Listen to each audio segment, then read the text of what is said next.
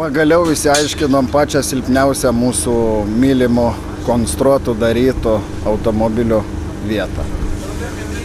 Vėl tai ta pati problema, kaip ir turėjom užvakar, vėl pusašis, išorinė granata, kurią vėl teko keisti, pakeitus vėl važiavom.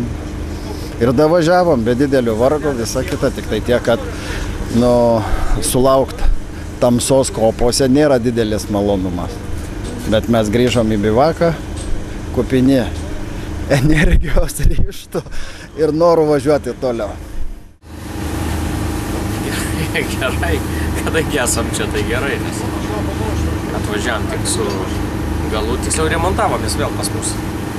Silpna grandis mašinų išlindo, antrą kartą sprogsta granata išorinė. Tai čia jau suprantam, kad taip kaip ir tikėjomės, kad tai yra mūsų kol kas silpniausia transmisijos dalis, tai nelaiko. Tai dabar, kadangi rytoj išvažiuojame į maratoną, tai jau abidvi iškart susidedam naujas, nes vieną vakar pasikeitėm trasai, o kitą šiandien.